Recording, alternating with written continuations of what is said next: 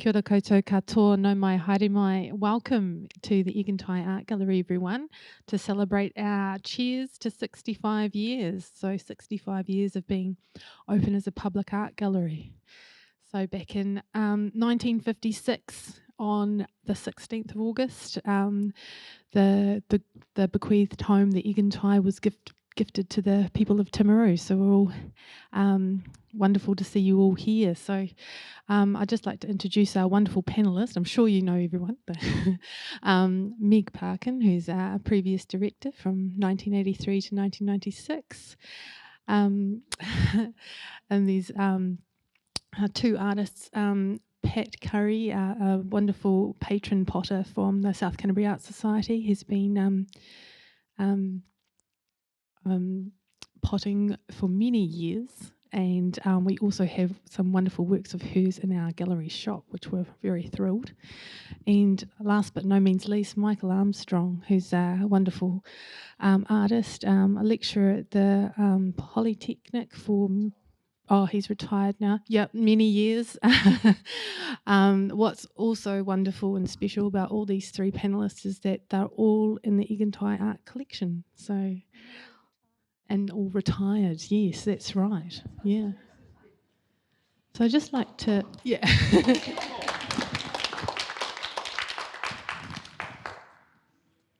I'd just like to start off and maybe ask you, Meg, your first memory or your first encounter of the Aigantighe Art Gallery? You want to put your mic up to your mouth? Yeah. Yeah, you don't need to turn it on. It's on. Good.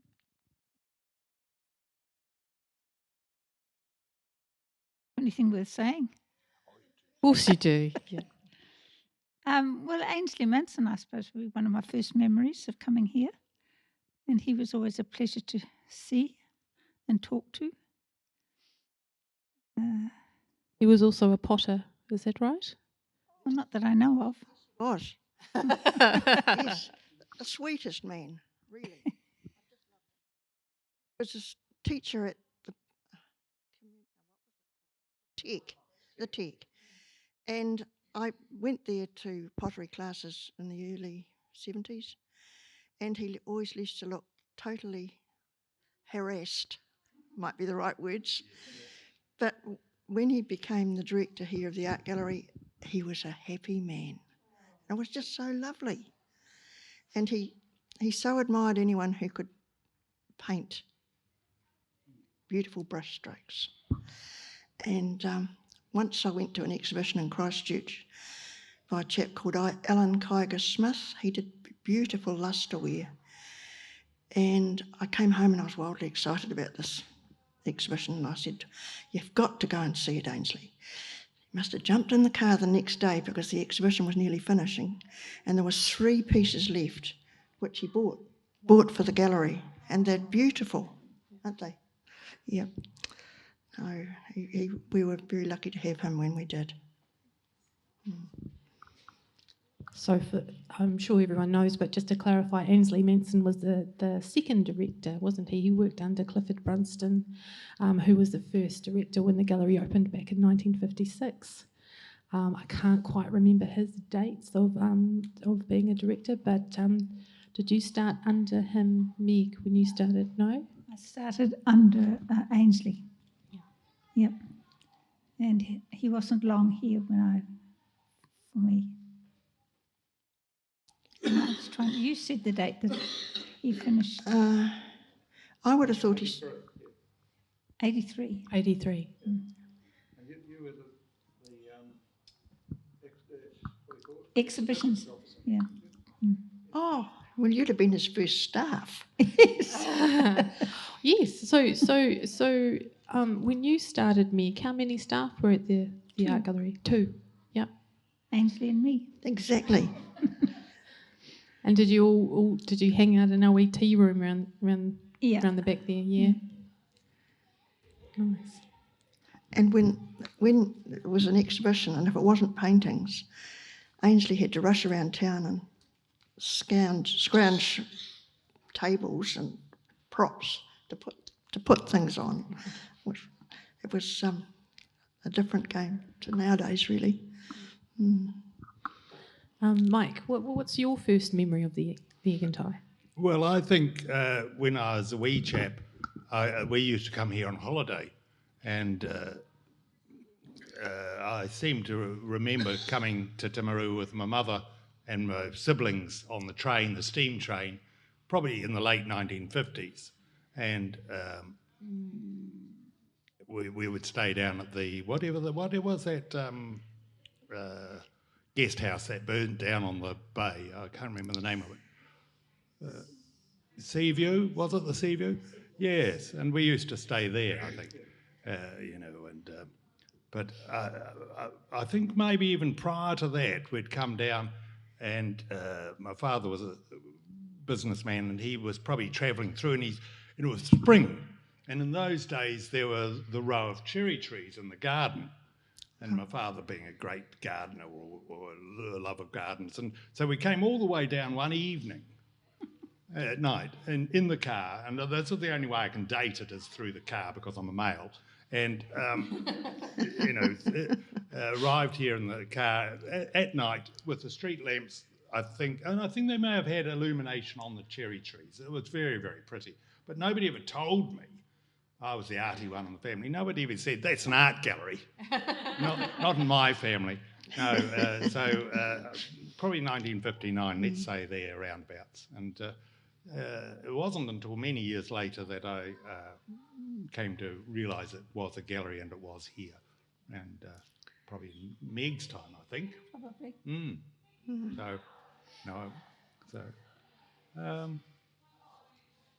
And Meg, I think you introduced me with work here in 1983 or 4. I can't remember which one it was. 84, I think. Yeah, so that was my first real contact with the gallery. Right. Yeah. So 1983, 1984 was your first exhibition at the Aigantighe. Is that what you're saying? I think it was a Plunket show. Was Plunket going into 83, 84? Probably, yes. Yeah, well, there we go. They probably made the mistake of inviting me. Regretted it ever since. Once in the door. Meg, I've written down some of the exhibition officers that worked with you. Oh, I can remember them. Oh, can you? Yes. So yes, once Ainsley left and I became director, I had a succession of exhibitions officers, and the first one was Christine Rowe, and she was here when I was here, so I don't think I appointed her, but her husband was big in the Radio Caroline, and he was Rover. Do you remember that? Did a lot of sports and racing things. And then she left, and Jill Trevelyan came, and I'd had her, and she was great. I liked Jill. And she worked for quite a few years and then resigned and got a job in Wellington, very good job, working for the government and choosing works for embassies overseas. And after her, I had Elizabeth Caldwell, who was also very good. And she went off to England to study for a year, do an extra year's study. And during her time, I had Mary Jane Duffy. And she was here when we had the sculpture exhibition. And that was up at Mongatee. And they agreed to bring them all here. So, and I can't remember, that was 80-something, I can't remember which. I think it was early 1990. 1990s, Yeah. Okay, thank you. Not very good on dates. Yeah. Interestingly, I think, Jill Trevelyan's written lots of books, hasn't she? And Elizabeth Caldwell's been the director of the Wellington City Art Gallery. Yep. I don't know if she still is. No. No. And Mary Jane Duffy was quite a shaker and mover, I think, in the art circles in Christchurch. I seem to remember And Wellington. And Wellington. Yep. Yeah. No, though you produced people who actually went out and did things. I had very good staff. Yeah. I think they had a very good education too, Meg. Put me to shame. No, that's wonderful. When I first started back in 2012, which isn't that long ago comparatively, Jill Trevelyan, she gifted us a work of Ainsley Manson painting that was given back by one of the ambassadors from the USA. So after he passed away, he gifted back to the New Zealand government, and she was working for the Ministry of Internal Affairs at the time. And remembered us, and she's got some wonderful fond memories of working here and working with you, Meg, that we are really, she's really proud to share, and so we're really excited about that. Pat, do you remember exhibitions in the house gallery before the extension happened?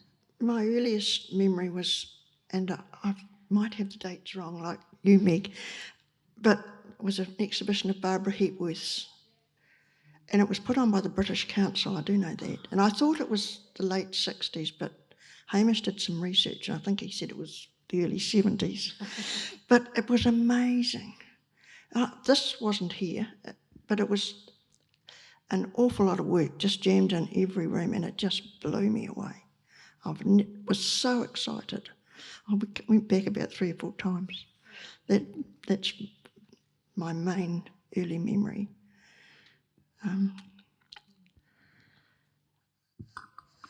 Were there any collection works out at the time, or they were all hidden No, away? there wouldn't have been, I don't think, because I'd say that it was all just Barbara. And it was an amazing exhibition. A lot of the big stoneworks that she did, and those ones with strings, but no, it really represented a collection of all her types of sculpture. It was just fantastic. That's all I can say. Yes. Yeah.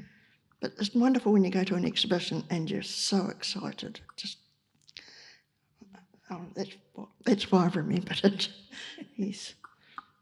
The Friends of the Aigantighe was established in 1976, so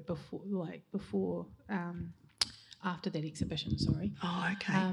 And so, was there any membership that you remember before the Friends were formed? No, not that I know of. I can remember. I'm pretty sure I've been a member of the Friends since For 45 years. the 76. Yeah. Yes. Lovely. Well, it just means Aigantighe's always meant so much to me. I just feel I wanted to. Yeah. I wonder. Meg, do you want to talk about maybe the extension part of the gallery for what happened in 1978? Yeah, that was here when I came. First came. It was already here. Yeah. So I don't... nearly brand new. Yeah. Yeah. But talking about exhibitions like that, we always put new exhibitions in this part of the gallery. And so the old part of the gallery could be kept for exhibition, for works from the collection. So, yeah, that's about all. You helped with the other extension in 94, our offices in our art store. Oh, yes, I did that. Yes. Where was the collection kept before then? In the back, and upstairs in the house. Upstairs? Yep. Which rooms? The room with the round windows looking out over the garden. Oh, wow. Next to that. Yeah. Oh, nice. Yeah. Little closed room there. Yeah. Not enough room. Not enough room, no. No, there never seems to be enough room for collections, does there? Galleries keep collecting, and they need better and better conditions to keep them in, so it's quite tricky. Well, it's part of our job, really, is to keep collecting. Yes, and to keep, Keep artists fed. Oh, thank you.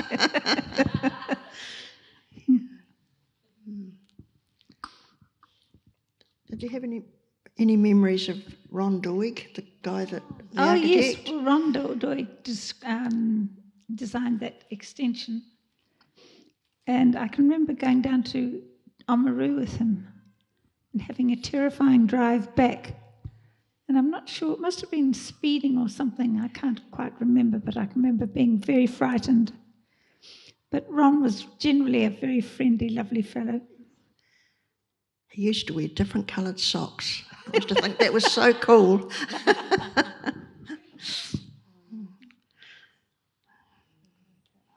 Well, I can remember when Ron Briley toured his art collection, which was really wonderful. And of course, his shareholders were all invited to come along. Well, I'd say half the shareholders would never have been anywhere near an art gallery. Well, I absolutely loved it. They were in hysterics at the nudes and the odds. Well, to them, they'd never seen art like that. And it was the most hilarious opening of an art collection I think I'd ever seen. Oh, yeah, that was from a few years. And then, of course, Morgan Jones. That caused a wee bit of a stir. People came in, and here were these crates of bleached sheep's heads and things. Yeah, that was a wee bit different. Do you remember what decade that? Pardon? Do you remember what decade they were? No, I wouldn't understand. It's a memory. I just suddenly laughed Wonderful. to myself here, and I thought, oh no, I can remember that. It was always just so funny. Well, Morgan Jones is still winning awards now. Yes. Oh, yeah. He was amazing. I saw an exhibition of his in Christchurch where you wondered what he was thinking of when he created these things, but it was mind-boggling. Abstract forms mainly, weren't they? Yeah. And then his son, of course, did that, what we used to have floating, that guy that was in the wee room there. The swimmer. That's right, yeah. And then, of course, one of his sons created that up at the Mount Cook, Edmund Hillary. He did that. The bronze sculpture up there. Sculpture, yeah. Oh, no, very, very talented. And another son taught here at the Girls' High for quite a few years. That's right. And did the show work here too. Yeah. Yes, I was good friends of his first wife, Pauline, yeah. Anyway, no, so that when there was all hesitation while you guys were trying to dig up memories of, and I think possibly I'd probably, when the art gallery first opened, I would have come along. I've always been interested, yeah. How old were you then when the gallery first opened? Pardon? How old were you when the gallery first opened? Oh, that's a good question. Well, I'm 90 now, so 65 years ago. Yeah. And then you'll know then. Oh, lovely. Yeah. Yeah. Wonderful. I know, it's always been interesting to come to see all and the changes over the years of the art that we're having created or exhibited in the art gallery. Yeah. Oh, it's been interesting. And I must admit, if I ever go to Wellington, it's an absolute priority to go to the art gallery out at Porirua. Yep. I absolutely love that. They've had all sorts of interesting things. Pātaka, yeah. Right from wee matchbox things. And one I absolutely loved, they had photos, big photos. This, of course, is not our gallery, but of grandmas and a grandchild. Oh, gorgeous. And it was just so interesting how often the grandchild or great-grandchild actually resembled their grandma. Yeah. Oh, thank you for sharing that. That's really that wonderful. Was a bit different. Yeah. Taking us back to Wellington, Elizabeth Caldwell, who worked for you as an exhibition officer, is thank you, is now. I think she still is the director. I think it's just a title change at the City Gallery in Wellington. Do you have any fond memories of exhibitions, Meg, with working with Elizabeth? Oh Elizabeth was very bright and a good worker. Just trying to think of the exhibitions we did together. There was one where we had a loaned work from Christchurch Art Gallery, the Thomas Kennington, a big painting there. I don't think that was Elizabeth. I think that was before her time. Oh, okay. What about Philip Trustham? Oh, yes. Oh, yeah. We had quite a few exhibitions with Philip Trustham. And he lived in the other side of Waimate. So he came here quite often. And we bought some of his works and he exhibited with us. Always very pleasant to work with. Patrina, our collection curator's got a nice relationship with Philip Trustham, don't you? Yeah. I think he's one of the most underrated artists, and he deserves more recognition. Yeah. Michael, do you have any favourite works in the collection?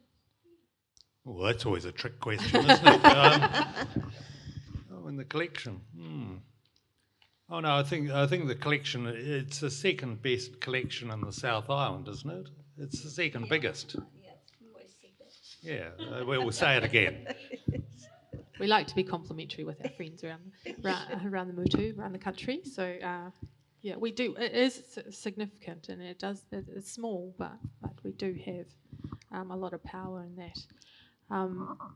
We had like 83 works by the South Canterbury Art Society gifted when we first opened in 1956, and a lot of them were collected from, was it 100 years before that, Patrina? Like it's been 125 years of the Art Society, and they were, members of them were squirreling away works for a public civic collection, so we are very privileged for that.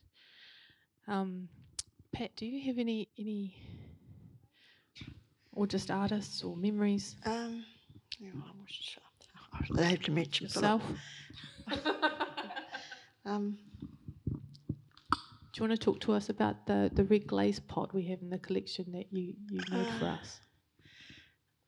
I don't know whether to bore people with that. It took me 10 years to get that glaze. And I'd open the kiln when I first started trying to do it, and all the glaze would be over the shelf, and there would be the pot sitting white, and the glaze all melted all over the shelf.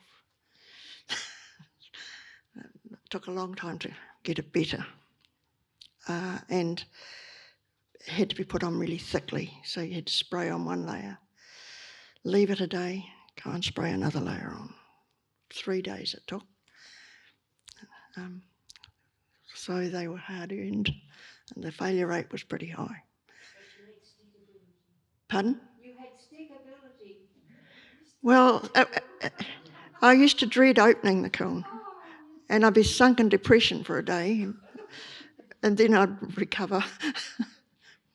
Yeah, but I mean, I think most artists would say they have to have stickability, don't you? Oh, I agree. I think artists, it is one of their features, is that they just, maybe they've got nothing better to do, but they just have to. Absolutely, I will be rude. And no, I think it's a funny thing about making art. I think, you often get the feeling that nothing else in the world matters terribly much, and nothing compares. So you go and make art. Life seems empty, and away you go again. Go and make some more art. Yep. It's not a bad way of doing it. Yeah, filling your days up. Did you have arty people in your family, Michael? Did you come from arty people? Oh, that was all well suppressed in my very Methodist family. I think it's an interesting thing. It was there. My father could draw and he was musical, but I think there was a thing in the 50s and 60s where a lot of people were too tied up with trying to survive and get on with things, and it just got swept aside. So yeah. Anyway. What inspired you to be an artist? Oh, well, that's a tricky story, because actually I'd always done art, and then my father actually wanted me to go into forestry of all things. So I do like trees, but not that many pine trees. And yeah, I got cancer, and so I ended up saying to him, "Well, I'm not going to go doing that. I want to go to art school." So he relented, and I went off to art school, and then always expecting, always half expecting an early death. I just kept on working. So it's always been my excuse just to keep on working. So it hasn't happened yet. The early death has been delayed. Yes, thank God for that. Meg, did you study art? Did you do? Yes, I did. I went through art school, which I loved dearly.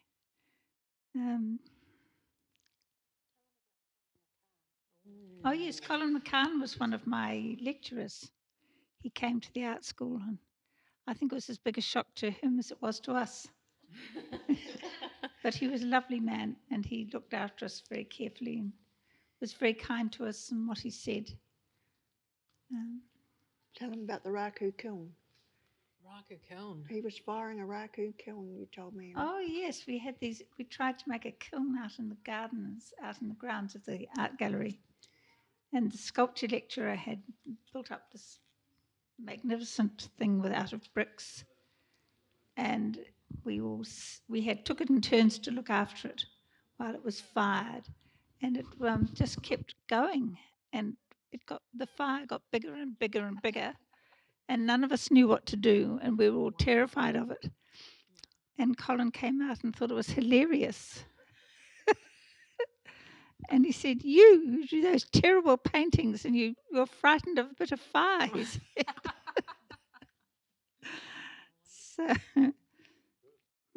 So we did eventually get it out. Don't have the fire bug. Sorry? Have you been artists all your life, or whenever you start later on? Like me personally, when I was at school, there was it'd be 3 or 4 kids in each class who were good at it, and they didn't say it, but they might as well have said, the rest of you are wasting your time. And I spent my whole life thinking that I couldn't draw. And if I'd tried to draw a man, it would have been the stick man with the smiley face. And I was working with a guy who was a good artist, and I said to him, I can't draw, I'm hopeless. And he says, anyone can learn to draw, it's just a skill you can learn. And he showed me what to do, and within a few months I was doing some reasonable sort of drawings. And I just wonder, how many other people have been like that. Like I was 65 when I started drawing. Yeah, yeah. But do you think it's, most of the people that are artists now have been doing it all their life, or do you think there's many that haven't? Well, having taught pretty much for the last 40-something years, and I can remember when I started teaching at a communities college type situation and evening classes. And I can remember in one of my first classes, mainly a group like us, people who had got to the end of the working life and were trying something out. And I often got the comment from people that they were regretful that they hadn't tried art or hadn't been encouraged or hadn't been allowed, and especially allowed, to make art as youngsters. And in fact, I would say that, art has always been, for a lot of parents, considered dangerous. The parents look at their child and they say, I don't want you to do art because there's no career in it. Yeah. And I would say it's still very predominant, and it still puts a lot of people off. And I would say we don't have, I think it leads to people who feel as though they should have been allowed, they should have had something more. I think it leads to a frustration. Yeah. So I think I'm guessing, I'm not sure on the time frame, but in the 70s, I think art education became really good with a chap called Mr. Toby. And art education improved no end. Briefly, it's terrible again now. When they're doing the teacher training, they get maybe 2 hours art education in 3 years. So Well, I'm talking about the 50s. So I know, well, that's what I was thinking too, but I think in the middle of between those two times it did improve. Yeah. Would you say? Oh, there was a period where it was very, art in the 90s, I think, when I started teaching here in 94, and after Rosie Greer and with Rosie Greer and with Paul Vandenberg, and art was at a high then. It had been from the start of, from mid 80s, it had been given much more prominence in society. It was still. I think there was also central government grants, weren't there, for artists to pursue arts? Was there something? Yeah, well, that's the- probably started with Tovey Yeah, and with government from the 70s and 80s. well, maybe even to a certain extent from the 50s, Right. but only very, very small beginnings. And certainly Tovey was very instrumental in changing. We're still a pioneering culture in lots of ways, and art is very long way down culturally when you're pioneers. It's yeah. So I think we're just starting to mature. I think we are. We're still one of the youngest countries in the world, and we're still maturing. So anyway, hope there somewhere. Pat, do you want to tell us what inspired you to be a potter? Oh, well, I was in my early 30s and I saw a chap throwing pots on a wheel, and I thought, that's what I want to do for the rest of my life, no question. And I've never doubted it, really, except when I have those terrible firings. But if I haven't done it for a while and I go back to it, I just think, yes, this is what I want to do. And I think if you've got something you can daydream about, you're lucky. I think probably all of you have that to a certain extent. It just enriches your life. And that led. Experimented so much since you first began.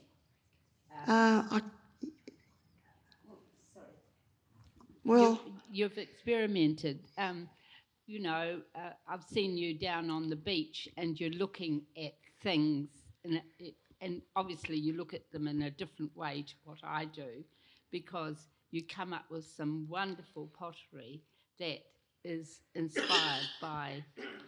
Well, I think we're all different, and some people don't mind making the same thing over and over again. But just that would bore me. So, but you've got to, I think, to really improve, you've got to take risks. You've got to be prepared to fail, because you learn always from your failures, I think. And some people don't like that. Do you want to talk to us about maybe the muse, the potter that maybe inspired you? Paul, yeah. Well, Paul Fisher's was the name of the chap that I saw potting. And it was when pottery was on a wave of popularity in the 70s. And I don't think I've never met anyone since who's had such a perfect eye for form. And a lot of people can't see form, but you need to be shown what to look for, what works and what doesn't. And he had it. And I was told a few years ago that his work has just skyrocketed in value. I'm just going to tell you some of the prices. He was our guest potter at our first exhibition in 1975. And a platter, it was a huge platter. I'll tell you about his platter. It was about this big, just like a beautiful big disc. And it was grey and it had beautiful tanny speckles in it. It was just gorgeous, $55. Well, the pottery group bought that work, and it was so big, we left it here at the gallery. And you told us in the 80s that you couldn't insure it because you didn't own it. So we had to take this platter back. And it sat in the pottery rooms for years, but somebody stole it. been gone. So if anyone ever sees a big grey, it was utterly beautiful. And somewhere, some swine has it. Another talk for another day. The art crimes. Indeed, indeed. But anyway, Paul lived in Christchurch at that time. And, I can't remember the time frame, but say late 70s, he shifted down to Harare and he built an anagama kiln there. And so Japanese wood firing kiln. Yes, which is very long. It's a series of chambers going up a rise, and you fire it over day and night for several days. It's a labour of love. Week-long party. Late nights. Yes. Stoking the fire. I think most potters are pyromaniacs. They just love anything with a flame in it. But he must have had a disastrous firing. Look, I'm not sure of the time frame again. And he just gave up. Went and became a land agent, would you believe? And shifted to Littleton, and then he went to Nelson. But he doesn't pot, and what a waste. But he just, must have just, to earn a living with pottery, you've got to be able to, it's fairly soul destroying, and especially in the 80s, the imports of cheaper pottery came in, and it was just a hard battle. So it would have been serious, not just one thing why he gave up. But So the first exhibition, 1975. Yes. Were all the rooms filled with pottery? Yes. In the house, because Yes. this extension wasn't there.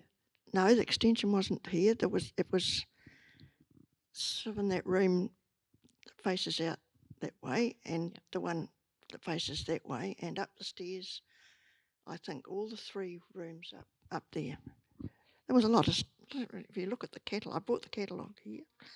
170 pieces. Lovely. There wasn't any limitations in those days. No. And I think the whole lot Don't sold. tell them. No, it was great excitement at the time. They all sold. I'm pretty sure they did. Wow. Yeah, it was a lot of not for What sales. a success. Yeah, And was that around the height of pottery in the 70s? definitely. Yeah. Yep. And it's going through another boom It's now. having a boom now. Yeah. You can't get into classes at the moment. Well, pottery in the early 80s or late 70s, suddenly somebody slapped a tax on it, didn't they? Yes, they did. Yeah, They did. Which seemed very unfair because it was an exclusively taxing pottery, and it seemed to kill the trade altogether. Well, it was more the imports, I think. But I don't think the tax lasted that long. But nowadays pottery has changed because people haven't got that. Most people are working full time, and they're creating an artwork, whereas we were making mundane domestic wear.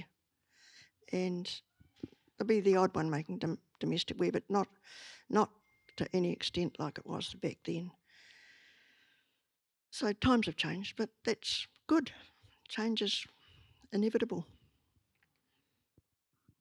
And Meg, you did pottery for a time? Not really, no.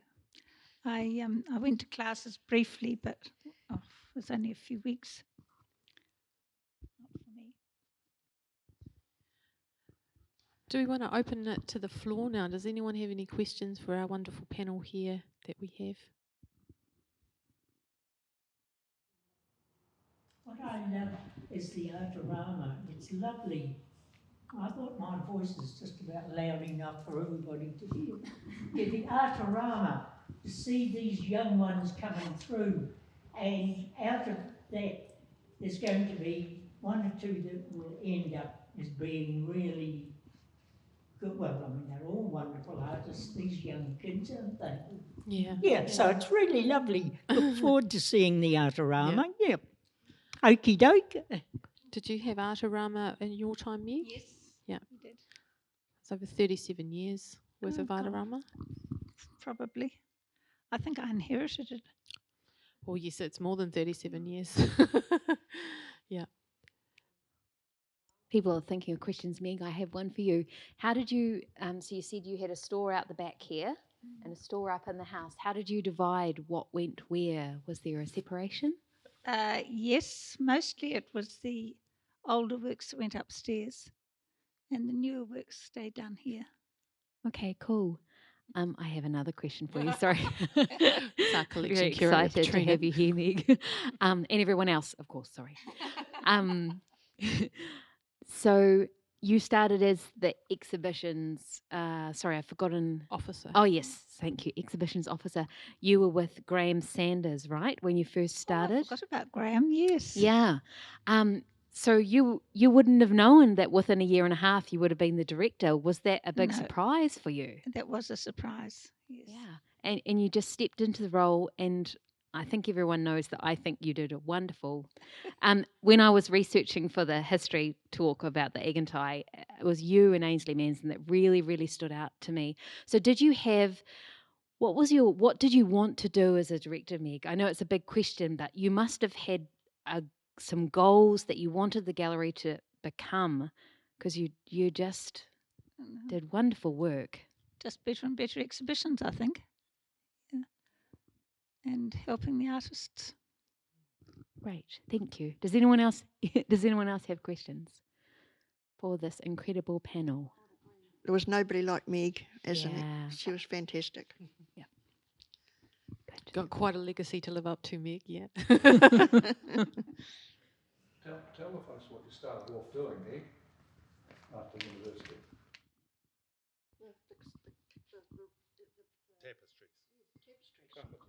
Oh, carpet design, yes, that's right.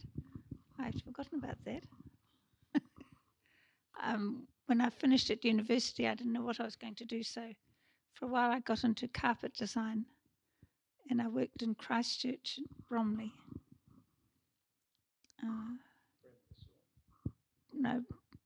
Bremworth. Designing carpets. Was it difficult? Was it hands-on? Did you have machinery or? No, mostly we painted pictures, and then we had to paint them into little peggy squares. Oh, wow. And then we had women in the studio who did the artwork, and they just worked on the little peggy squares and put the colours in. Wow. How many people in the organisation or factory? Were there quite It was quite big. Yeah. Because they made the carpets down below. Wow. So in the studio we must have had a dozen. What about the big wall hangings you used to do? Oh, that was just for my fun. Well, there's one of them hanging in Parliament buildings. Oh, yes, in the there is. Beehive. Tell us about that one. Oh, I did a lot, and that was just one that I did. I can't even remember which one it is. I think it had a tiger in it. Oh, that was the art gallery here. Was that here? In the library here, I mean. Oh, was it? Yep. Yeah. Remember the tiger? Tigers in the garden. Yeah. We're currently looking after that in our art store. So Yes, yeah. I believe you've got it now. Yeah. Mm. It'll be fun. Anyone else have any questions?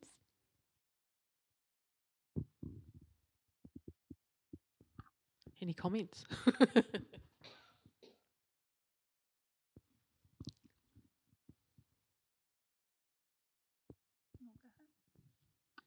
Well, I'd just like to thank our wonderful panel.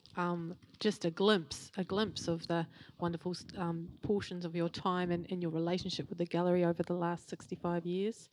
I know we've all got the collective memory is quite lovely to have, and I'd just like to thank all of you for being so open and sharing your memories with us. Thank you.